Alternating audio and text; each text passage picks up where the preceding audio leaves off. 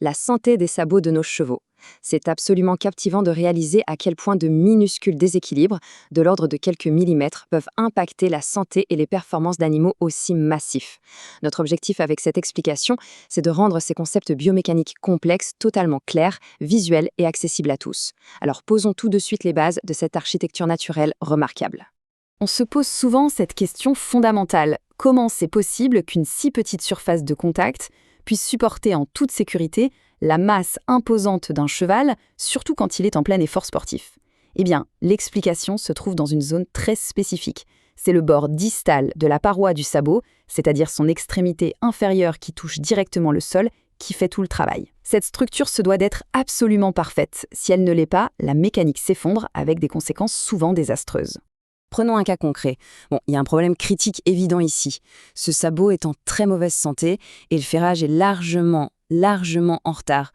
Vous voyez comme la paroi est non seulement trop longue, mais aussi complètement évasée. Cet évasement, c'est une bombe à retardement. La corne risque de se fissurer profondément à tout instant. En plus, les talons fuient vers l'avant, ils sont beaucoup trop longs et il y a un net excès de sol qui aurait dû être paré depuis un moment. Bref, une situation vraiment précaire. Ce qui nous amène logiquement à notre premier point, l'importance du ferrage. Le contraste est juste saisissant, non? D'un côté, on a ce sabot abîmé qu'on vient de voir, et de l'autre, le voilà maintenant protégé par un fer en acier forgé à la main. C'est le jour et la nuit. La sole est désormais maintenue bien au-dessus du sol, totalement à l'abri. Le fer vient couvrir toute la surface portante et agit comme une véritable extension du sabot. Et petit détail qui a son importance, remarquez ces deux petites languettes métalliques sur les côtés. Ce sont des pincions latéraux et ils sont là spécifiquement pour empêcher les fissures de s'aggraver. Passons maintenant à notre deuxième concept fondamental, l'équilibre médio-latéral. Cet équilibre, c'est ni plus ni moins que la parfaite symétrie entre l'intérieur et l'extérieur du pied.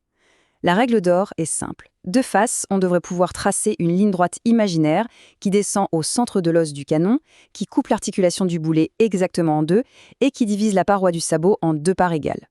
Pour vous donner une idée de la puissance de cet équilibre, la jambe que vous voyez appartient à Monivey Warlock, un cheval d'endurance de 15 ans. Il a couru 3000 km en compétition sans jamais, au grand jamais, souffrir de boiterie. C'est la preuve ultime qu'un bon alignement, c'est le secret de la longévité. Juste pour être clair sur les termes anatomiques, prenons un court instant pour définir ça. Quand on parle du boulet du cheval, le vrai terme médical, c'est l'articulation métacarpo-phalangienne. L'os juste au-dessus, c'est le troisième métacarpien qu'on appelle familièrement l'os du canon. Donc, quand on visualise notre fameuse ligne d'alignement, elle part bien du milieu de cet os du canon pour descendre tout droit à travers le boulet. Mais attendez, il y a une deuxième règle visuelle. Une ligne imaginaire tracée à la naissance des poils, tout en haut du sabot, ce qu'on appelle la couronne, doit être rigoureusement parallèle au sol. Et surtout, elle doit croiser notre première ligne verticale en formant des angles parfaitement droits. Pour obtenir ça, le dessous du sabot doit être râpé avec une précision chirurgicale. Sur ce pied, par exemple, on a dû râper la paroi évasée pour qu'elle redevienne bien droite. Alors, que se passe-t-il quand on perd cette perfection géométrique? Voyons le danger du déséquilibre. C'est exactement comme conduire une voiture avec un problème de parallélisme. Au début, on ne sent rien, puis toute la mécanique lâche. Décortiquons un peu ce cercle vicieux. Quand l'équilibre médiolatéral n'est pas bon, un côté du sabot frappe le sol avant l'autre. Et le côté qui touche le sol en dernier va encaisser une charge d'impact beaucoup plus violente. À cause de cette pression écrasante, ce côté très chargé va pousser beaucoup plus lentement. Pendant ce temps, le côté opposé, qui est moins chargé, va pousser plus vite. Vous comprenez le problème? Ce déséquilibre s'auto-alimente et aggrave la déformation en permanence. Et voilà concrètement ce que ça donne dans la vraie vie. On voit très bien que la ligne imaginaire tracée au centre de la jambe ne divise pas du tout le pied de façon égale. La répartition du poids est complètement de travers. Conséquence directe de ce stress mécanique, cette énorme fissure béante sur la paroi médiale, c'est-à-dire le côté interne du sabot. À long terme, si on laisse faire, les dégâts s'étendent bien au-delà du simple sabot. Regardez bien ce développement osseux anormal, c'est ce qu'on appelle une forme phalangienne haute. C'est une déformation très grave causée par un mauvais équilibre chronique. Et malheureusement, une fois qu'on atteint ce stade, l'animal est condamné à souffrir de boiterie à répétition. Heureusement, il y a des solutions. Voyons comment restaurer un sabot sain. La bonne nouvelle, c'est que ces problèmes sont souvent créés par l'homme ou par un manque d'entretien. Donc, avec les bonnes méthodes, on peut corriger le tir. La toute première étape, c'est de préparer le terrain. Le pied doit être paré, taillé pour être parfaitement plat. Il est absolument vital que les talons et les quartiers soient exactement à la même longueur de chaque côté. Et tout au long de cette étape, on s'assure que l'axe global entre le sabot et le pâturon soit bien aligné.